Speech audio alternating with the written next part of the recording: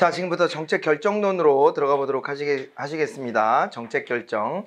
우리가 뭔가를 결정한다라고 했을 때 그 결정과 관련해서 이제 의사결정이라는 말하고요. 의사결정이라는 말과 정책결정이라는 말이 이제 나와 있어요. 정책결정이라는 말이 의사결정보다는 어때요? 조금 더 이제 넓은 개념이라고 보시면 되죠. 의사결정, 뭐 내 생각을 결정한다 뭐 이런 얘기 아니에요? 그리고 이제 정책결정이다 그랬을 때는 그 안에 조금 더 좁게 우리가 볼 수가 있을 텐데, 의사결정이다 그랬을 때는 여기에 있잖아요. 민간경제주체 있잖아요. 민간경제주체, 기업도 의사결정을 하는 것이고 정부에서도 의사결정할 거리들이 꽤 많이 있습니다. 이제 그 중에서도 정책결정이다라고 했을 때는 이것은 정부만 결정할 수 있는 그런 힘을 가지고 있는 거죠. 우리가 요즘에는 정책이라는 말을 굉장히 좀 이제 느슨하게 많이 써가지고 아무 데서나 다 정책결정이란 말을 갖다 막 쓰고 그래요. 정책이란 말을 그 일반 기업체 같은 데도 뭐 어디 고객센터 같은 데 전화해 보면은 그러면은 고객님 안녕하십니까, 뭐 무엇을 도와드릴까요, 아유 이런 게 불편합니다, 그러면 아우 죄송합니다 고객님, 뭐 그거는 저희 정책상 뭐가 안 되는데요, 이런 식의 얘기를 해요. 근데 그 정책이란 말을 함부로 막 갖다가 그냥 아무 데서나 막 써서 그런 거지, 원래 정책이다 그랬을 때는 우리가 뭐라 그랬냐면 정부의 앞으로의 활동 방향을 정책이라 했기 때문에 정책 결정이다 그랬을 때는 이거 원래는 정부만 하는 일이에요. 그렇게 이제 봐두시고요. 자, 이 정책 결정의 이제 과정을 한번 좀 보도록 하겠습니다. 정책 결정이 이루어지는 과정을 보면은요, 이제 문제를 이제 인지를 합니다. 문제를 인지하고, 그 다음에 어떻게 해요? 문제를 인지한 다음에 목표를 설정해야 돼요. 정책 목표를 설정해야 됩니다. 자, 이렇게 이제 해야 되는데, 요거가 초장에 이루어져야 되는 일 아니겠습니까? 우리가 이제 정책이라고 하는 것의 3요소로 정책 목표, 정책 수단, 정책 대상, 집단 이런 거 세 가지 봤었죠. 이제 그 중에 이제 목표가 있어야 어떤 방향성을 제대로 잡을 수 있어요. 그런데 애시당초부터 문제 인지 자체를 잘못했다면 어떻게 하죠?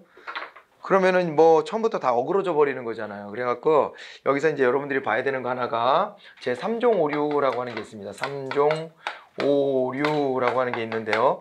제 3종 오류다 그랬을 때는 문제를 인지하는 과정에서의 오류가 발생했다 이런 겁니다. 문제를 인지할 때 문제 인지상의 오류가 발생했다. 문제를 잘못 파악했다는 얘기입니다. 그러면은 이제 그러므로 이제 정책 목표 수립상에도 오류가 오는 거죠. 목표의 잘못이 있는 거죠. 목표 수립상의 오류도 함께 존재하는 것. 이렇게 이제 오류가 이제 수반된다. 이렇게 쓸까요? 이렇게 보시면 됩니다. 그럼 그 이후에 어떤 정책 과정이라고 하는 것 자체가 무의미해져 버려요. 그러니까 문제 파악을 잘해야 되는 겁니다. 이 제3종 오류를 다른 말로 그래서 메타 오류, 근원적 오류, 뭐 이렇게 얘기를 합니다. 그죠? 애시당초부터 초장부터 잘못돼 버렸다. 그러니까 다 꼬여버렸다. 뭐 이렇게 이제 보시면 되는 거예요. 자, 이제 이렇게 보고 문제인지 목표 설정 이런 거를 보고요. 그리고 이제 목표가 설정될 때, 설정될 때 이 목표가 명확해야 돼요. 그죠? 목표는 명확해야 되는데, 그런데 어떻습니까? 우리가 이제 목표를 명확하게 세워놓더라도 나중에 가서 목표가 변동을 또 겪을 수도 있어요. 그죠? 목표 변동은 제가 앞에서 해드렸던가요? 안 해드렸던가요? 목표의 전환이니 목표의 뭐 승계니 안 했죠. 여기서 좀 봐야 됩니다. 이 목표를 설정할 때 요때 있잖아요. 명확하게 목표가 이제 수립이 되어져야 할 텐데 이제 그런데 목표가 이제 변동을 겪게 되는 경우들이 있어요. 목표의 이제 변동에 관련된 것들도 우리가 함께 좀 보도록 이렇게 하겠습니다. 일단은요, 목표를 설정할 때 이렇게 하자. 목표가 어떻게 해야 되냐면 요게 있잖아요. 지금 이 문제를 해결하는 데 있어서의 목표가 이제 적합성이 있어야 돼요. 적합성이 있어야 되는데, 적합하다는 얘기는 요 문제 해결에 요 목표면 적합하다. 요게 딱 맞아 떨어졌다. 이제 인과관계가 성립된다. 이런 걸 적합성이라고 그러고요. 플러스 해가지고 이제 적절성도 있어야 돼요. 적절성이 있어야 되는데, 요 정도 수준만큼 하면 될 것 같다라고 하는 게 적절성이에요. 그러니까 이제 적합성은 인과관계를 보는 거예요. 이 문제 해결에 이런 정책 목표가 수립되면 딱 어울리겠는가, 이거를 보는 것이고, 그 다음에 이제 적절성이다 그랬을 때는 어떻게 되는 거예요? 적절성은 이제 요런 정도 수준으로 진행하면은 딱 알맞겠다 정도. 요걸 적절성이라고 하는 겁니다. 적합성과 적절성 차이 좀 알겠나요? 됐어요? 적합성은 요 원인과 요 목표가 이제 요 문제를 해결하는 데 있어서 연계가 되는가를 보는 거고, 적절성은 뭐라고요? 적절성은 요 정도 수준으로 하면 괜찮을까? 그 깊이, 뭐 뎁스 정도로 생각하시면 돼요. 자, 이런 걸 이제 목표 설정을 해놔야 되는데, 하지만 이제 요 안에서 같이 봐야 되는 게 바로 뭐가 있냐면 목표의 변동이라고 하는 게 있는 거예요. 목표의 변동. 목표가요. 근데 한번 수입한 목표가 그대로 유지되는 게 아니라 목표가 뒤바뀔 수도 있습니다. 뒤바뀔 수도 있고 아니면 목표가 뭐 추가될 수도 있고 여러 가지가 있어요. 자, 그래서 목표의 변동 안에 보면 가장 시험 문제 많이 나오는 게 목표의 이제 전환이라고 하는 게 있습니다. 목표의 전환 혹은 있잖아요. 목표의 대치 뭐 이런 현상이 있어요. 목표의 전환, 목표의 대치 현상이 있는데 이게 보면 있잖아요. 목표의 전환, 목표의 대치다 그랬을 때 목표의 전환, 목표의 대치다 그러면은 요거는 이제 어떤 것들이냐면 원인이 여러 가지가 있습니다. 앞에서 봤던 있잖아요. 우리 저 미엘스 있었죠. 미엘스 엘리트론 얘기할 때 미엘스에 말이야 과두제 철칙 있었잖아요. 과두제 철칙 같은 거 이런 거가 오면은 목표가 전환됐다라고 말하는 거예요.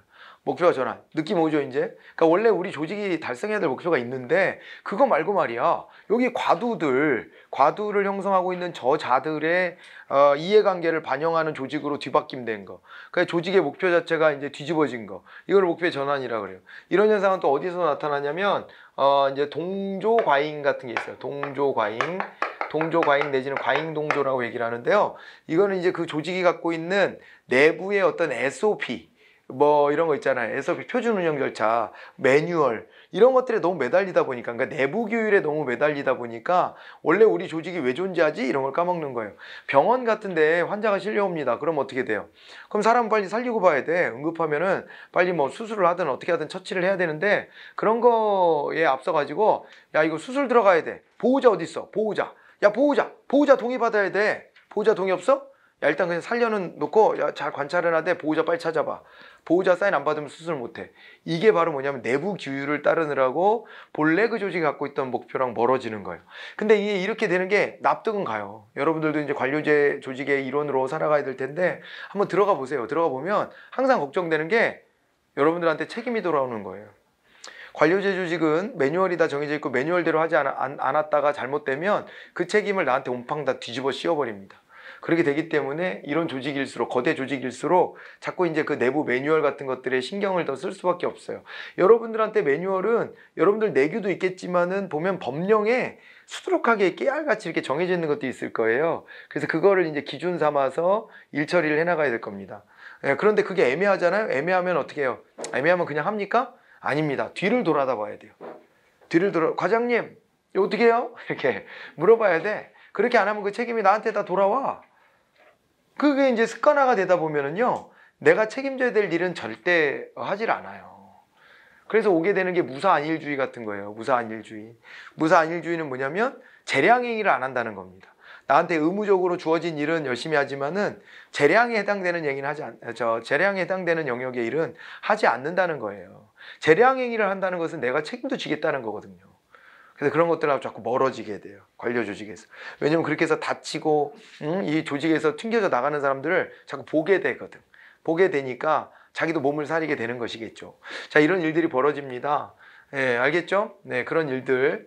그러다 보면 말이에요. 내부 규율을 너무 엄격하게 따르려고 하는 이런 경향이 생겨버리고 그 과정에서 우리 조직은 왜 존재하는가에 대해서 자꾸 그 목표의식을 까먹는 거예요. 본래의 목표의식을 까먹습니다. 이걸 동조과잉이라고 합니다. 알겠습니까? 예, 그래서 과두제 철칙, 동조과잉 등, 동조과잉하고 이것도 하나 합시다. 내부성이 있는데요. 자기 하위 조직의 목표, 하위 조직이 가지고 있는 방향성을 더 우선시한다거나 아니면 자기 이익, 그래서 부정부패에 빠지기도 하고요. 이렇게 되면은 그때는 이제 뭐가 되는 거예요? 그때는 이제 내부성으로 인해서 목표의 전환, 대치에 이제 문제에 직면하게 됐다 이렇게 볼 수가 있습니다. 이런 것 등등을 이 목표의 전환, 대치의 원인으로 보시고 이걸 통해서 어떻게 됐다는 거예요? 목표의 전환은 본래 목표, 조직의 본래적 목표를 상실해버린 거예요. 상실하고 이제 하위 목표, 내부 규율 이런 거나 따르고 앉았는 거죠. 특정인들의 이익 이런 것만 실현하고 있는 것을 목표의 전환 대치라고 합니다. 이렇게 알아두시고요. 자, 그 다음에 또 뭐가 있냐면 목표의 승계라고 하는 게 있죠. 목표의 승계. 이 목표의 승계라는 말은 말이에요. 목표를 이어받았다 이렇게 표현되어 있는 거잖아요. 근데 그거 뉘앙스를 잘 봐야 돼요. 목표를 이어받았다는 얘기가 앞전에 있었던 목표를 계속 이어갑니다가 아니라 야, 기존에 있었던 목표가 이제 끝났어. 그러면 새로운 목표로 이어붙여서 하겠습니다. 사실은 알고 보면 조직이 승계되는 거예요. 조직이 그냥 이어지는 거고 조직을 해체할 수 없으니까 조직은 그대로 가면서 기존에 이제 목표가 달성됐거나 달성을 할 수 없는 상황이 확인됐을 때 새로운 목표를 갖다 이어 붙여버리는 거예요. 이거를 이제 목표의 승계라고 합니다. 자, 다시 한번 여기서 이게 말뜻을 잘 이해해야 되는데 목표의 승계다 그랬을 때는 기존의 목표를 달성했거나 또는 말이에요. 달성을 못했다 할 때 달성 불능에 빠진 거예요. 기존의 목표를 달성했거나 달성 불능상에 빠졌을 때 그럴 때 어떻게 한다는 거예요? 이랬을 때 새로운 목표를 설정하는 거예요. 새로운 목표를 수립하는 것. 이걸 갖다가 목표의 승계라고 얘기를 하니까 요 말 잘 이해해 보시고 그 사례로 볼 수 있는 게요. 이런 게 있습니다. 지금은 벤처 기업부로 되어 있는 그 조직, 이 조직이 과거에 처음에 시작할 때가 공업진흥청이었어요. 우리나라가 이제 농경사회였다 보니까 공업을 장려하겠다 그래가지고 공업진흥청을 만들었는데 이제 공업국가로 탈바꿈을 합니다. 공업국가로 탈바꿈을 하게 되니까 어떻게 돼요? 그러다 보니까 공업국가로 탈바꿈하게 되니까 이제 그 다음에는 야, 이게 공업을 더 진흥할 건 없고 우리 조직은 유지하면서도 새로운 일을 찾아보자 이렇게 되는 거예요. 그래가지고 바뀐 이름이 바로 중소기업청입니다. 중소기업청.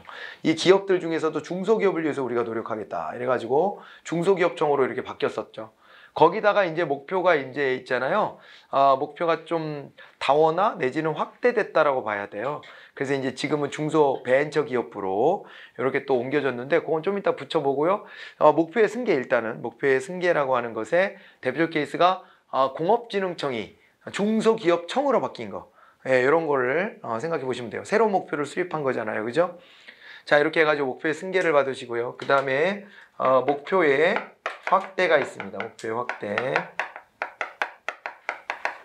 목표의 확대다 그랬을 때는 이건 뭐가 되냐면요. 목표의 확대는 목표가 커진다는 거잖아요. 목표가 커지는데 목표의 확대를 이렇게 이해하셔야 돼요. 기존의 목표를 달성했을 때 더 그거보다 한 단계 업그레이드된 목표를 제시하는 거예요. 그러니까 한 차원 높은 목표를 제시하는 겁니다. 이제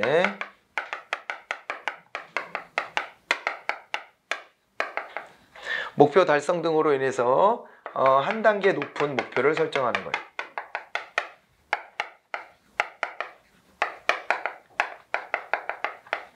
이렇게 하는 것을 목표의 확대라고 합니다.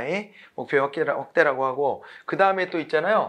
목표의 다원화가 있어요. 이건 뭐가 있냐면요. 여러 목표를 동시에 설정하는 겁니다. 여러 가지 목표를 갖다가 동시에 설정하는 것이다. 그러니까 하나의 목표가 아닌 거예요. 이것도 달성하고 저것도 달성하고 뭐 이런 거 있잖아요. 그죠? 그런 걸 하려고 하는 겁니다. 그죠? 뭐 예를 들어 이런 거예요. 정보격차 문제를 해결하기 위해서 저소득층 아이들에게 PC를 제공해주는 PC를 한 대씩 이렇게 갖다 집에다 설치해주는 사업을 하겠습니다. 이걸 통해서 요즘에 위기에 빠진 PC 조립 업체들도 활성화될 것으로 기대됩니다. 이러면 이게 목표가 하나가 아니잖아 지금 이제. 정보 격차 문제를 해결하겠다고 해놓고 그래놓고서 뭐래요? 아니 이거 PC 조립 업체도 살아날 수 있을 것입니다. 이렇게 간다면은 그것은 결국에 목표가 여러 개가 돼버렸다. 그래서 그건 목표의 다원화구나 이렇게 봐두시면 됩니다. 그 다음에 목표의 우선순위 변동도 있어요.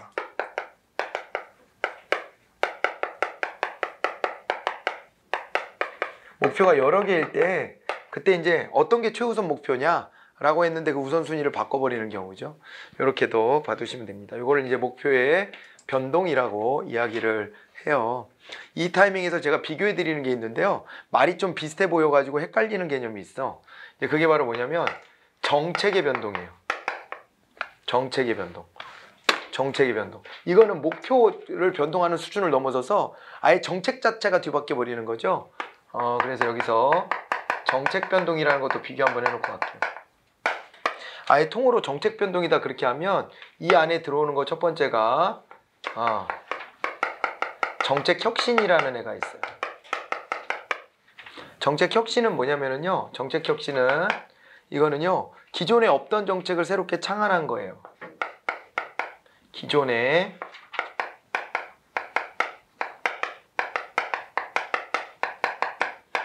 없던 정책을 새로이 창안했다.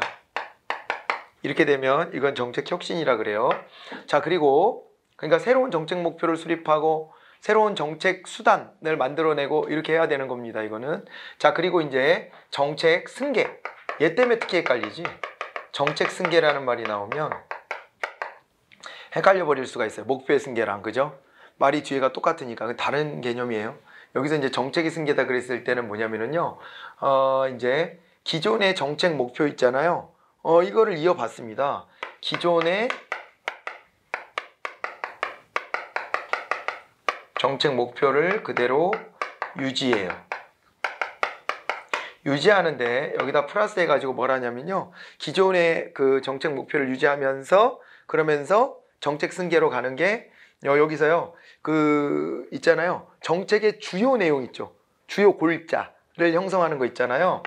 예, 주요한 내용을 정책의 주요 내용을 이제 변경하는 거예요. 변경하고요. 그렇기 때문에 구체적인 수단도 변경되는 거예요. 근데 정책의 목표만 기존의 것들을 그대로 유지하고 있는 것이다. 그러니까 정책 목표, 야 이거 목표 달성해야 되는데 야 뭐가 잘못된 것 같지 않냐? 싹 다 리뉴얼하자. 이렇게 하는 거죠. 예, 그거를 이제 정책 승계라고 합니다. 정책 승계. 그 다음에 정책의 유지라는 게 있어요. 정책 유지는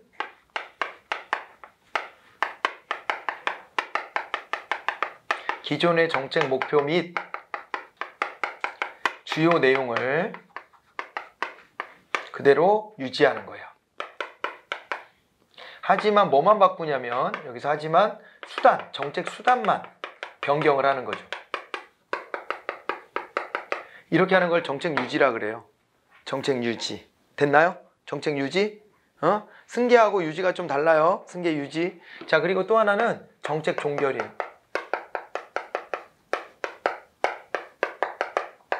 이거는 이제 기존의 정책을 폐기해버리는 거죠. 이렇게 되면 정책 종결이라고 합니다. 그래갖고 아예 다른 얘기인데 용어가 4글자가 돼 있고 그 다음에 막 승계란 말 똑같이 들어가 있고 그러니까 막 헷갈릴 수 있어요. 문제 풀을 때. 근데 이게 문제 나왔을 때 구분을 하셔야 돼요. 예, 목표의 변동이 있고 정책의 변동이 따로 있다. 이렇게 알아두시면 좋겠습니다. 됐습니까? 요거? 됐습니까? 네. 그렇게 해가지고 잘 봐두시고요. 그렇게 하시고 그 다음에 이 목표에 대해서도 이제 목표의 유형이 뭐 무형적 목표도 있고 유형적 목표도 있다 이런 얘기도 나왔는데 앞에서 우리가 봤을 때는 뭐가 있었어요? 앞에서 봤을 때는 이 목표에는 치유적 목표와 창조적 목표가 있다. 뭐 그런 얘기도 했죠. 구분법에 따라, 구분 기준에 따라 이렇게 달라질 수 있다는 걸 좀 봐두시고요. 그 다음에 이제 목표 설정까지 했습니다. 이제 그러면은 그 다음 단계로 갔을 때 뭘 해야 되냐? 정책 결정 과정에서 이렇게 됐으면은 정책 목표를 이제 수립했잖아요. 그러면 이제 자료 수집을 해야죠. 예, 가급적이면은 거의 모든 대안을 이제 선택해야 돼요. 모든 대안을 다 이제 들여다봐야 돼요. 그래서 모든 대안에 대한 자료를 수집하고요.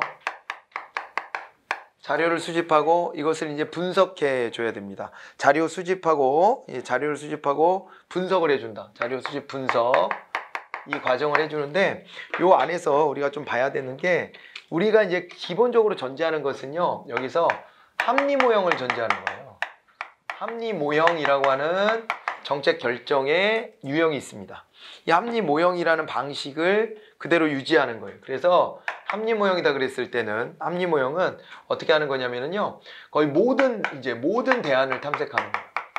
모든 대안을 전부 다 탐색하고 요거를 갖다가 이제 분석하는 거예요.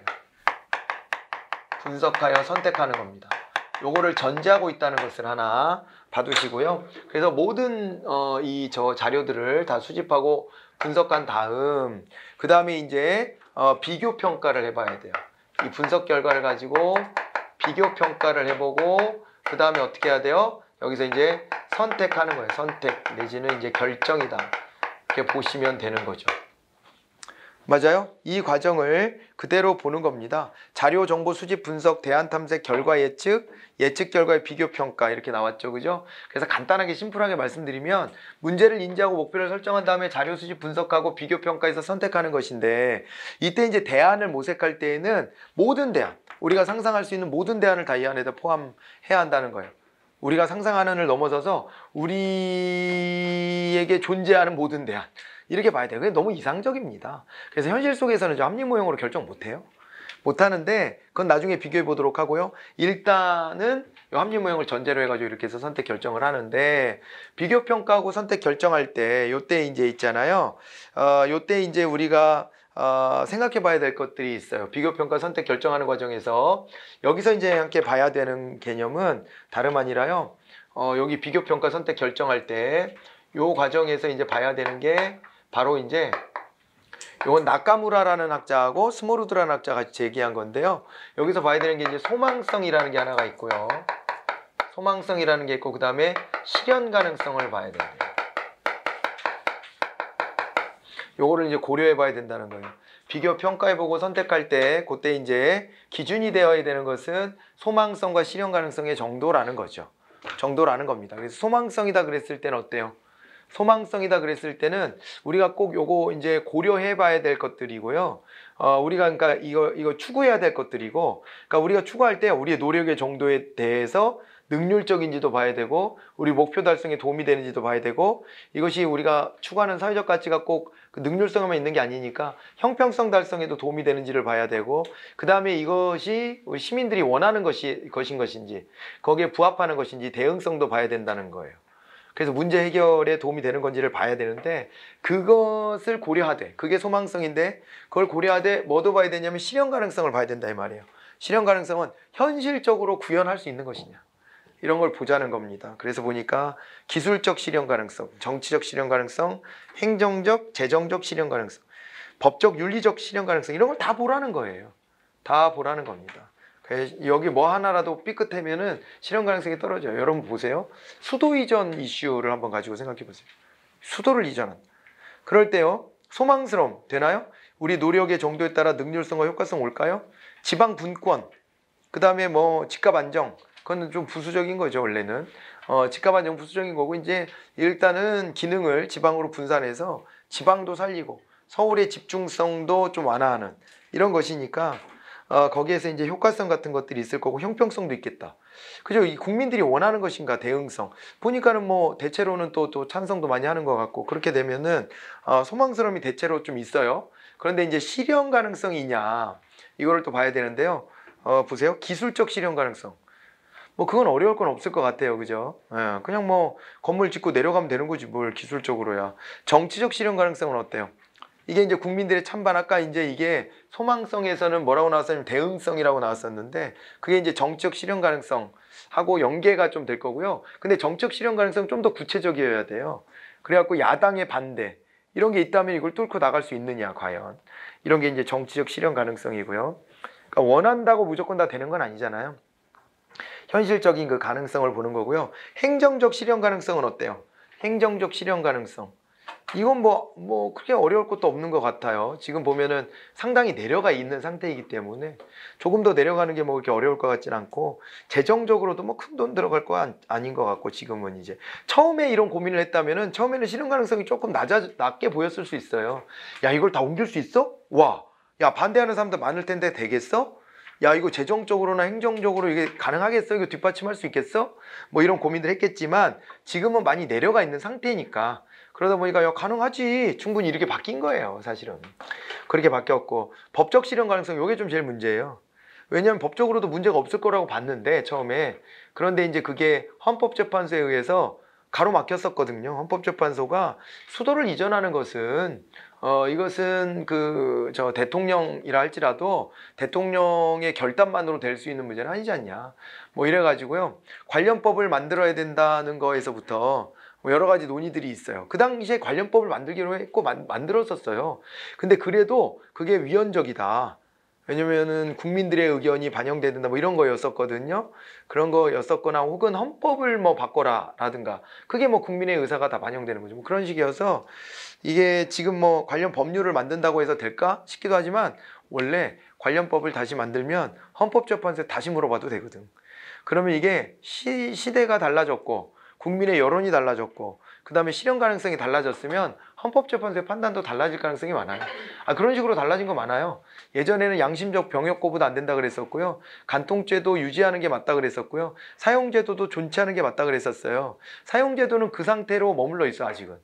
그렇긴 한데 그래서 제도는 안 없어졌지만 집행만 안 하고 있는 정도 수준인데 어쨌건 나머지들은 다 뒤집어졌잖아요. 간통죄도 폐지됐고 그 다음에 또 뭐 양심적 병역 거부도 인정됐고 뭐 이런 걸 보면 헌법재판소가 정치적 판단을 통해서 국민들의 견해가 달라졌으면은 그러면 이제 다른 각도로 접근도 해봐요. 그렇게 이제 맥락지어서 본다면은 그러면은 어떻다는 거예요? 법적 실현 가능성도 있다고 보더라고요, 지금은. 그래서 여당이 야당하고 같이 합의한 다음에 제도를 만들고 법을 만들고 헌법재판소로 다시 물어보자. 이런 얘기들이 나오더라고요. 헌법재판소 설마 안 된다고 하겠냐. 안 된다면 그때는 방법이 없어요. 이제 개헌을 하는 방법밖에는 지금 이제 안 남는 거예요. 그렇게 되는 것인데 헌법에 지금 그렇다면은 뭐 수도는 서울이다라는 게 명시되어 있냐? 없거든요.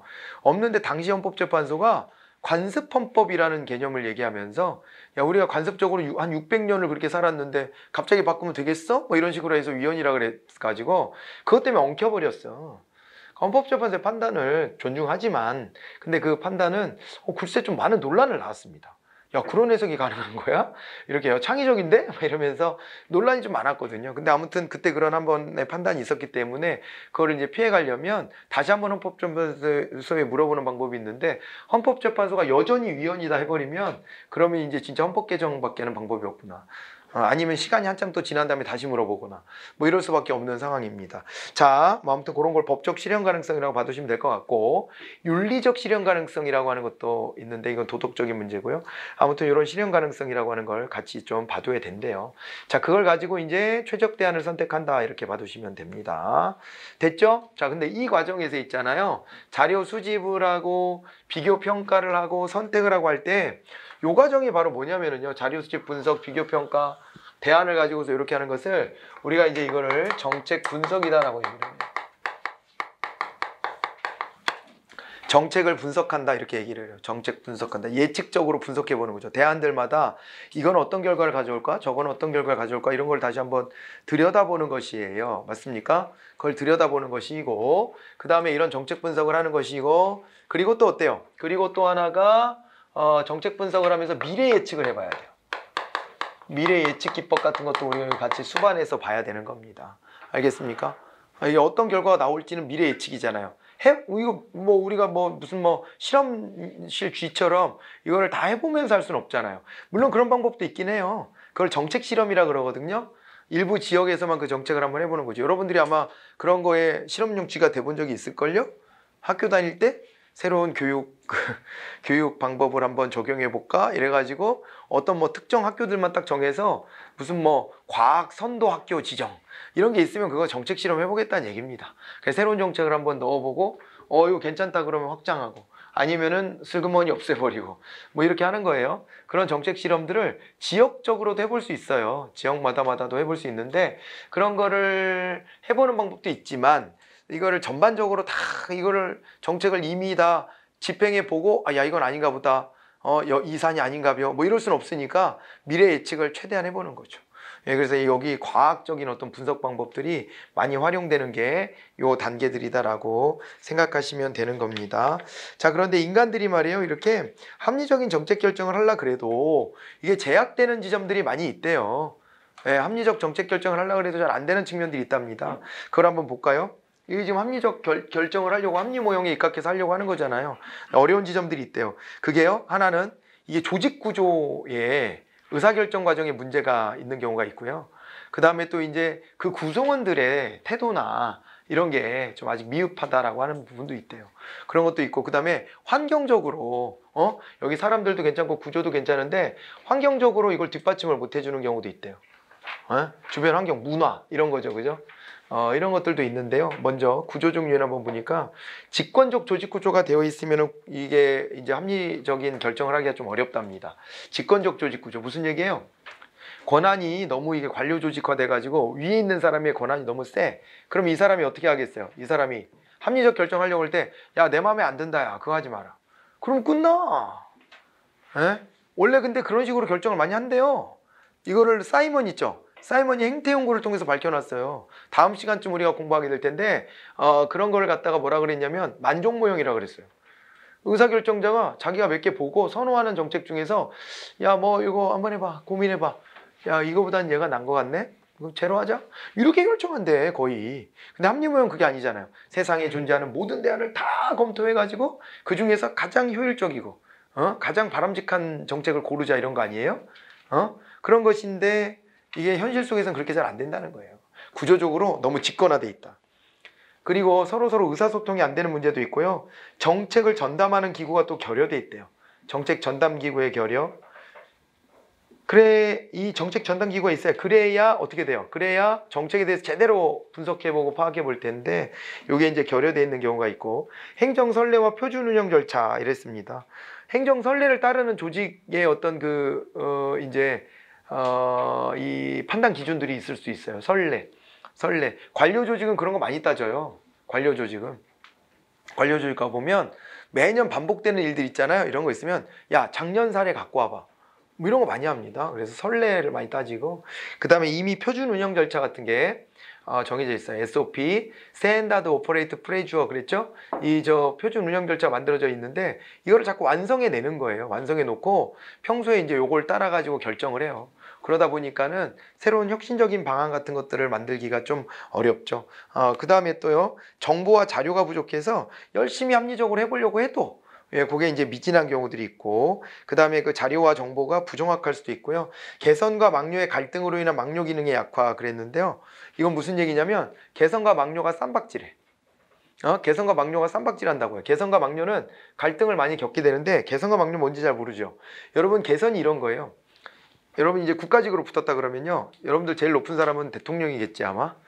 대통령이 그 밑에 누가 있을까? 뭐 총리가 있겠지. 그리고 그 다음으로 우리 장관이 있겠죠. 우리 장관이 있고 그 밑에 장관 밑에 차관이 있고 차관 옆에 차관보가 있고 그 다음에 차관 밑에 또 뭐가 있냐면은 또 저기가 있어요. 그 실장이 있어요. 실장이 있고 국장이 있고 과장이 있고 이렇게 내려오거든요. 이게 개선이야. 이게 개선인데 아까 제가 잠깐 장관과 차관 옆에 차관보가 있고 이거 잠깐 꼈죠. 그거가 막료야. 막료, 차관보, 담당관 뭐 이런 사람들이 있어요. 그게 무슨 얘기냐면 여러분 있잖아요. 개선은요, 일상적인 업무를 위해서 명령 지시받아서 집행하는 그런 이제 조직이 이게 개선이에요. 개선입니다. 위에서 명령받아서 그걸 집행하는 걸 개선이라 그래요. 그런데 막료는 뭐냐, 막료. 막료 같은 경우는 어떤 거냐면요, 요거는 옆으로 살짝 빠져나가 있어. 살짝 빠져서 뭐 하는 데냐면요, 야, 이거 지금 우리가 뭐가 잘못되고 있지 않나? 이런 거 막 생각하는 애들. 야, 이렇게 하는 게 맞나? 야, 새로운 대안 없나? 야, 이 새로운 대안 이렇게 하면 좋을 것 같은데? 야, 우리 보고하자. 장관한테 보고해. 장관님, 이거 이렇게 하지 말고 이렇게 하는 게 좋을 것 같은데요? 그래? 관련된 정보 데이터가 좀 있어? 제가 준비해 보겠습니다. 준비해가지고 보고하고 말이야. 이렇게 하는 걸 막료라 그래요. 대통령으로 따지면 대통령 옆에 비서실 있죠. 비서실이 막료야. 비서실 밑에 장관들은 뭐라 그랬어요? 아까 개선이라 그랬죠. 대통령 옆에서 싸바싸바 해가지고 대통령 움직이는 게 대통령 비서실이에요. 대통령 비서실.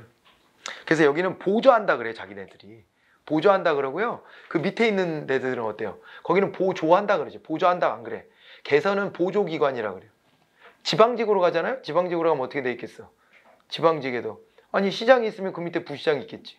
부시장이 있고 그 밑에 여기도 국장이 있고 과장이 있고 막 그래요.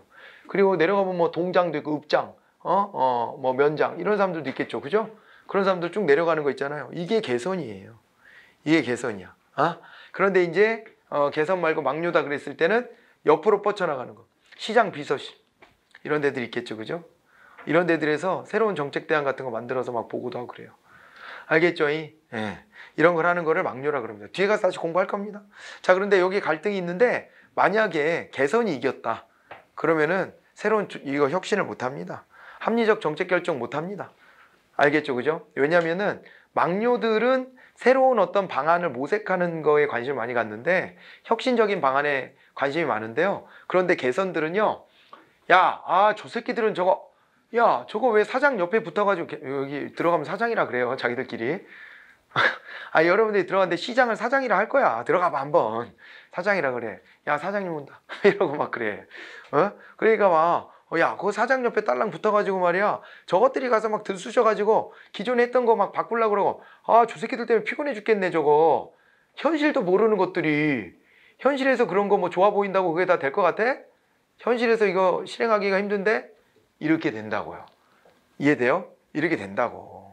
이렇게 돼가지고요. 그래가지고 이제 갈등이 생기는 거야. 그런데 막료가 지면 새로운 혁신적 방안은 실현하기 어렵다는 거예요. 그죠? 여러분들 스타일은 개선 쪽이에요? 막료 쪽이에요? 저는 막료 쪽이에요. 기존에 있던 거를 싫어해 그냥 기본적으로. 뭔가 자꾸 바꾸려고 해. 바꾸려고 하고 남들이 하는 거 좋아 보이면 막 갖고 와. 그래서 갖다가 막 해볼라 해. 귀도 얇아 그래서. 귀도 얇은데 이것저것 막 들쑤셔 보는 스타일이에요. 근데 저 같은 사람만 있으면 안 돼 조직에. 저 같은 사람만 있으면 안 되고 어떤 사람이 있어야 돼요? 그걸 차분히 또 실행해 주는 사람도 있어야 돼. 근데 그 실행해 주는 사람들이 자주 하는 말이 있어. 뭐라는 줄 알아요? 실행해 나가는 사람들은 그거 안 돼. 그거 안 돼. 그거는 불가능해. 이런 얘기를 많이 해. 저 같은 사람이 제일 싫어하는 게 불가능하다 뭐 이런 얘기예요. 야, 해봤어?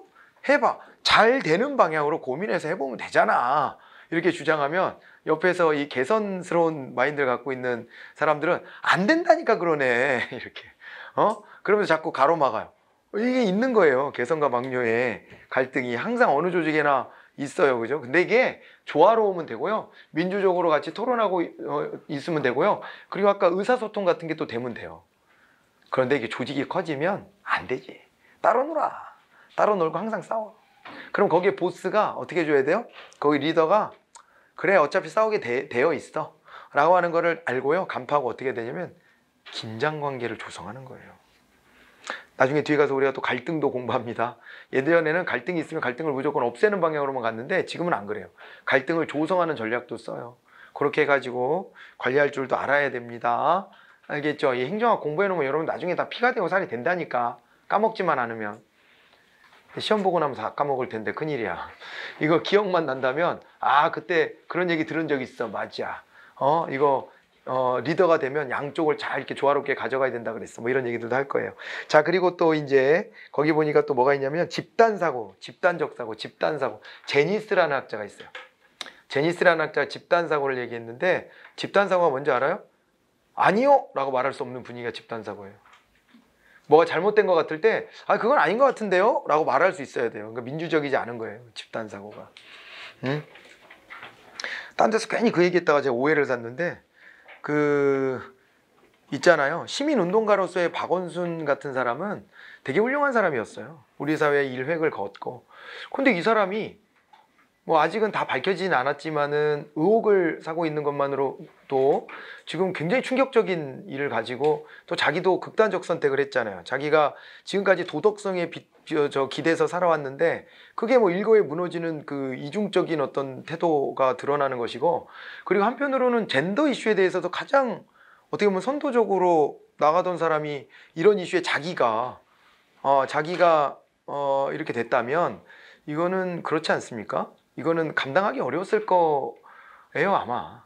그래서 그런 선택을 한 것 같은데 어쨌거나 이거는 뭐 사실관계를 고인이 됐지만 좀 우리가 좀 알고 이 권력적인 관계 속에서 일어난 일이기 때문에 이거 그냥 넘어갈 문제는 아닌 거가 분명한 거고요. 그래서 그거는 좀 밝혀봐야 돼요.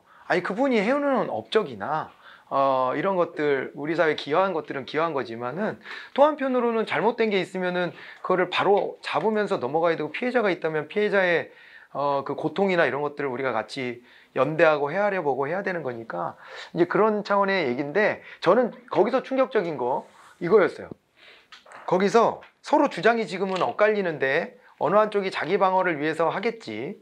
그래서 그거를 제가 지금 수업 시간에 뭐 어느 한쪽인 것 같다라고 말하는 건 이거는 온당하지 않고 앞으로 좀 지켜봐야 될 문제인데, 아무튼 자기네들은 그러지 않았다라고 이제 얘기를 하고 나서긴 했지만 여기에 있는 저기 있잖아요. 그 밑에 참모진 여기가요. 서울시장이 되게 높은 자리예요.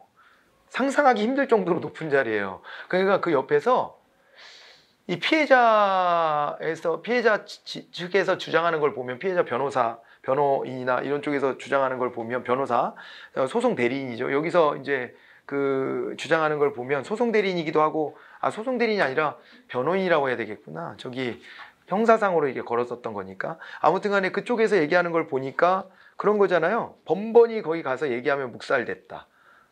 뭐 이런 거고, 그 저기 뭐예요. 얘기하면은 왜 그래? 이뻐서 그러지. 뭐 이렇게 했다는 거잖아요. 그게 물론 이제 젠더 감수성이 떨어져서 그런 식으로 아재스럽게 그런 얘기를 했을 수도 있지만, 한편으로는 이게 조직 문화가 여기도 어쩔 수 없구나. 아니, 이분이 시민운동할 때는요, 권위주의 이런 게 하나도 없었어요.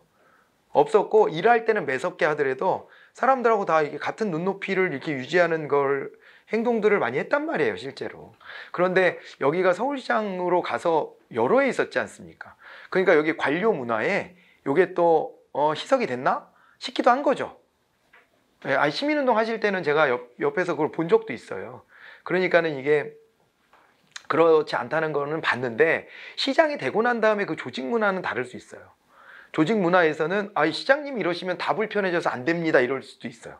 그러니까 기존의 관료제 문화 같은 거, 이런 것들에 서로 이렇게 막 이렇게 빠져들었달까? 뭐 그런 의혹이 좀 지금 있습니다. 그래서 시장님 불편한 얘기를 못 한다는 거지. 이게 집단 사고예요. 집단 사고고, 그리고 시장님 비위 맞추고, 뭐 저기 뭐야, 이거 뭐 뭐죠? 심기 경호라 그래요. 심기 경호하고 이런 걸 했다면은 이거는 굉장히 실망스러운 일이에요. 굉장히 실망스럽다. 왜냐하면 우리가 시민운동가 출신의 혁신가한테, 사회 혁신가한테 기대했던 모습하고는 다르지 않습니까?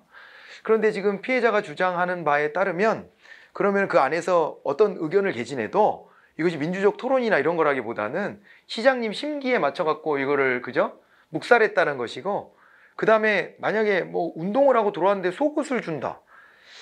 이것도 좀 난 상상이 좀 안 돼. 그분 캐릭터하고, 제가 옛날에 봤던 캐릭터하고는. 근데 그런 게 있었다면 너무 충격적이고, 그 다음에 속옷을 주는데 여성이 주도록 했다? 이건 더 좀, 이거 그런 점은 좀 믿어지지는 않아요. 이게 믿어지지 않을 만큼 충격적이라는 얘기입니다. 그러니까 못 믿겠다는 얘기가 아니고, 그런 얘기가 아니라, 이게 왜 그렇게 됐지? 이게? 왜 그럴까? 본인이 요구했을까?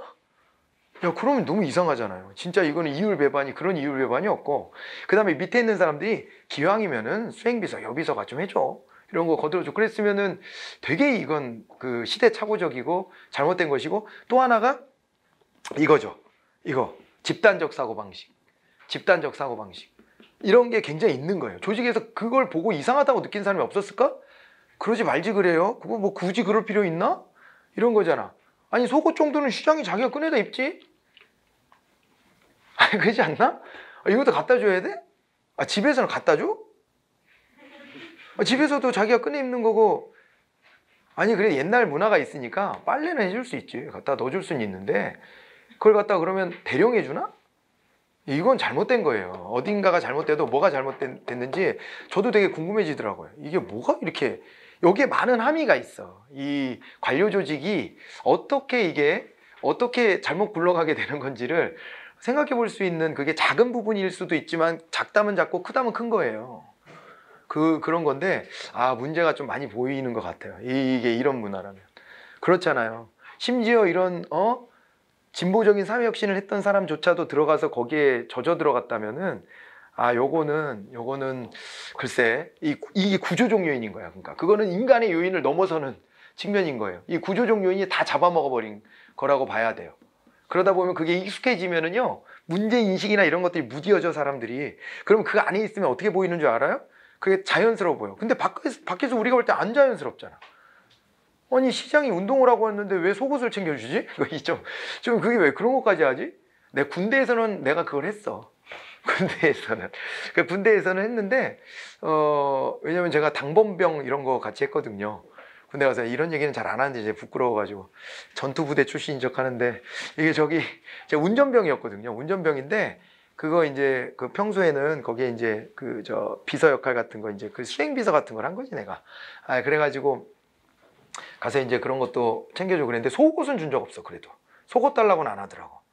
근데 그 사람 뭐 화장실 청소 뭐 이런 거 있잖아요. 다 해주고 뒷지적거리 다 해주고 뭐 차 타와라 그럼 차 갖다 주고 이런 건 다 했는데 그렇게까지는 군대에서도 그렇게까지는 내가 안 해봤는데 안 해봤는데 이거는 조금 좀 자연스럽지 않은 일이다. 근데 그 안에 있는 사람들은 못 봐. 그게 문제인 거예요. 그게 구조적 요인인 거예요. 안에 있는 사람은 그게 당연해져 버려.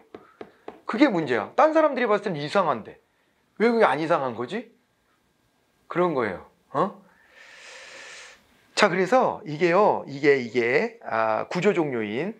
원래 거기는 다 그렇게 심기경호까지 하는 조직이었고 옛날부터 그렇게 오다 보니 그런 게 잔상이 지금 남아서 이렇게 되지 않았을까라는 생각. 그럼 정책 결정할 때는 어떻게 했어요? 정책 결정할 때 시장이 뭐 소신 있게 밀어붙여. 그러면 밑에서 그거 꺾을 수 있나? 꺾을 수 없지. 이게요, 이 소재가 서로 다른 각도에서 불편할 수 있는 소재지만 저는 그런 거를 가리지 않습니다. 왜냐하면 불편한 거를 우리가 직면해야 뭔가를 제대로 파악할 수 있고 개선할 수 있는 거예요. 불편하다고 넘어가서는 안 돼. 항상. 그런 거고 내가 불편하다고 그걸 갖다가 막 욕하고 이러지도 마시고 그러면 자기 발전이 없어. 그렇게 하지 말고 이렇게 다각도로 좀 바라볼 수 있다라고 하는 것을 한번 같이 고민해 보면서 각자가 판단하는 건 각자의 몫인데요. 그런데 객관적으로 볼 수 있는 면들이 있잖아요. 저는 지금 조직 얘기라는 거예요. 조직 얘기. 이런 거대 관료제 조직이 이렇게 되는구나라는 것을 우리가 파악해 볼 수 있는 거예요. 그래야 여러분들이 여기 관료 조직 갔을 때도 이건 아닙니다. 용기 내서 할 수 있는 거야.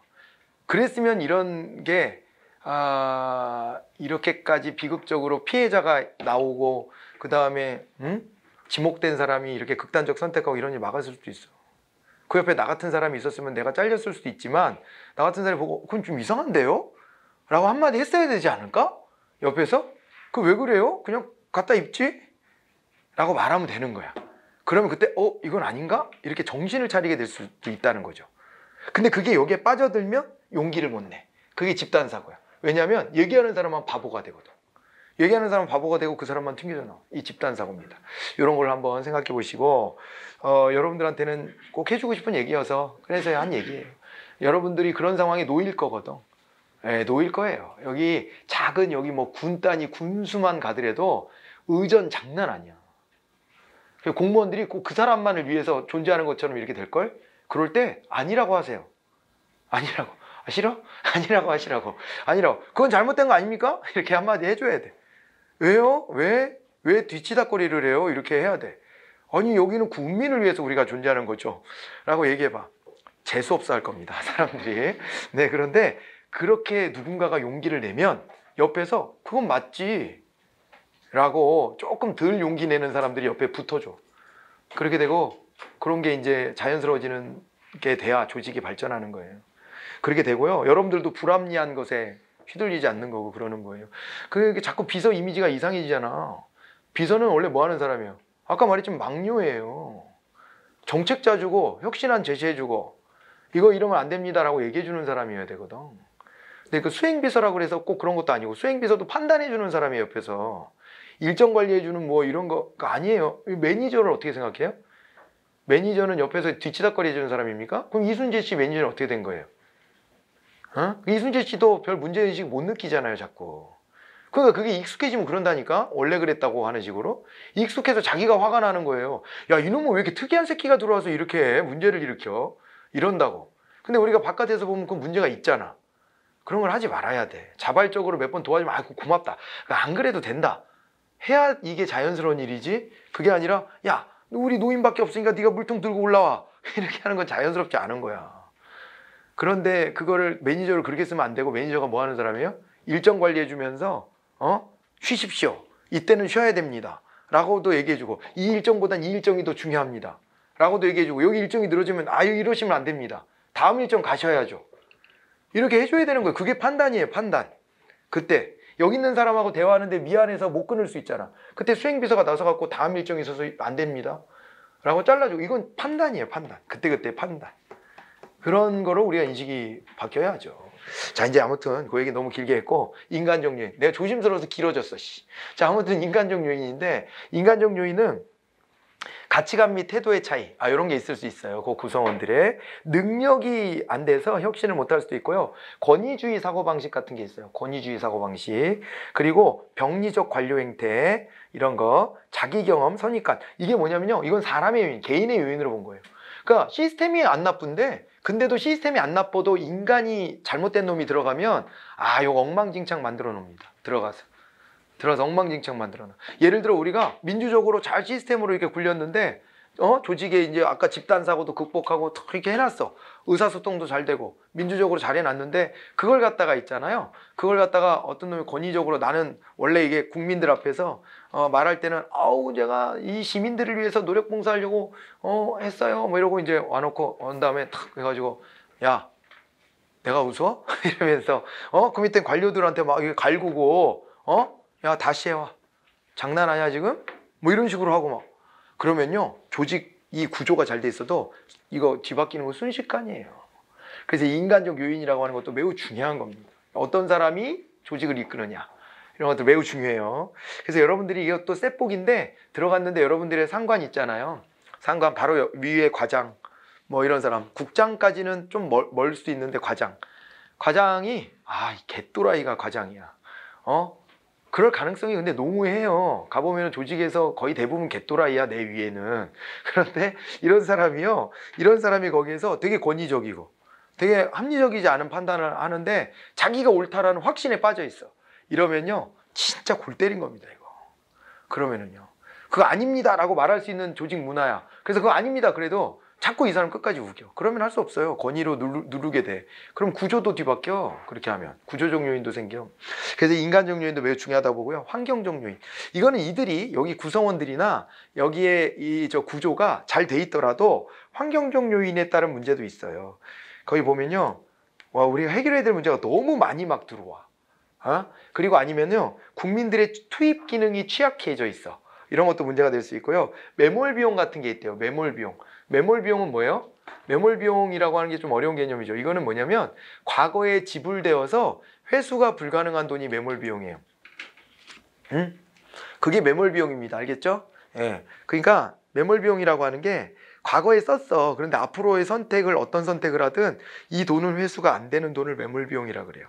여러분들이 공무원 시험 준비하기 전에 뭐 내가 취업을 하려고 어디 뭐 취업 패키지 뭐 학원 같은 데를 뭐 정보 기술 같은 거 익히는 학원 같은 데를 끊어놨어. 그랬는데 하다 보니까 야 이거 해도 별로 일자리가 이렇게 안정적이지 않은 것 같으니까 나 공무원 해야 될 것 같아. 중간에 생각이 들어요. 그래서 계속 취업 준비를 할까 공무원 준비로 바꿀까 이걸 고민하기 시작했는데 그때 갑자기 벼랑간 근데 지금 이거 취업 준비한다고 학원비를 내가 100만 원씩이나 썼는데 이거 졸라게 아까워. 그래서 내가 이것 때문에 안 되겠어. 그냥 취업해야지. 이러면 합리적 선택입니까? 그러지 않지. 인생이 걸렸는데 지금 그 100만 원이 문제야? 그 100만 원은 이미 과거에 쓴 돈이고 과거에 그때는 최선을 다해서 선택한 거지만 그때 판단이 지금의 최선은 아닌 거예요. 그럼 어떻게 해야 돼? 과감하게 과거의 그 선택 아쉬운 점은 접으라는 거예요. 접고 뭐만 생각해? 앞으로 내가 이 두 개의 길 중에 뭘 선택하는 게 합리적일까만 생각하라는 거예요. 알겠어요? 이거? 중요한 개념이에요. 매몰 비용은 항상 경제적으로는 빼고 가는 비용이에요.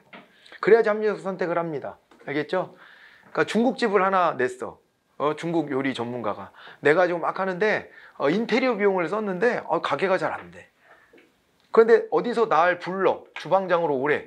그 월급 준다고. 가만 생각해보면 여기 계속하면 적자거든? 그런데 내가 여기 인테리어 한 비용이 얼만데 이러면서 거기에 매달려. 그래갖고 언젠가는 이게 로또 맞듯이 잘 될 수도 있지 하고 버티는 게 합리적이냐. 아니면은 당장 여기 적자나는 거 빨리 접고 넘어가서 돈 벌면서 그걸로 내가 빚진 거 하나라도 갚는 게 빠른 길이냐. 이거 뭔지 알겠어요? 매몰 비용에 빠지면 안 돼요. 포기도 빠른 게 합리적일 수 있는 거예요. 포기도 빠른 게. 알겠죠? 그래서 이 매몰 비용에서 벗어나야 되지만 현실은 안 그래. 제가 이렇게 얘기했지만 우리 이렇게 단호해질 수 있어요? 중국집 차렸는데 내가 1억 투자했어. 그런데 안 돼. 그럼 한 달, 두 달 만에 포기해. 이거 안 될 일이야. 해보니까 안 돼. 끊고 나 취업해야지. 이건 주변에서도 미친놈이라 할 거고 그러면 그 생각을 두 달 전에 못했냐? 또라이 새끼 이거 저질러 놓고 보는 놈이네 이게. 이러고서 막 욕먹을 것 같기도 하고 사람들한테 자존심도 상하고 그리고 자기도 이대로 무너지는 게 너무 막 안타깝고 하니까 그대로 매달려서 적자가 1년간 누적돼 이제.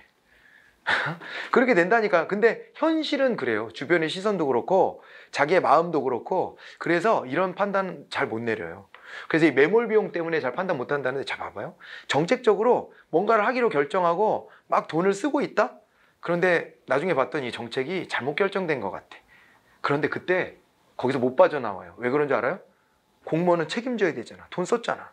돈 썼는데 그러면 나중에 그럴 거예요. 헐, 이 사업 하다 포기 안 된다. 야, 이거 누가 기획한 사업이니? 국민 여론이 이제 그렇게 가. 그렇게 가면 이제 골치 아파지는 거야. 그러니까 어떻게 하는 줄 알아요? 그냥 꾸역꾸역 해.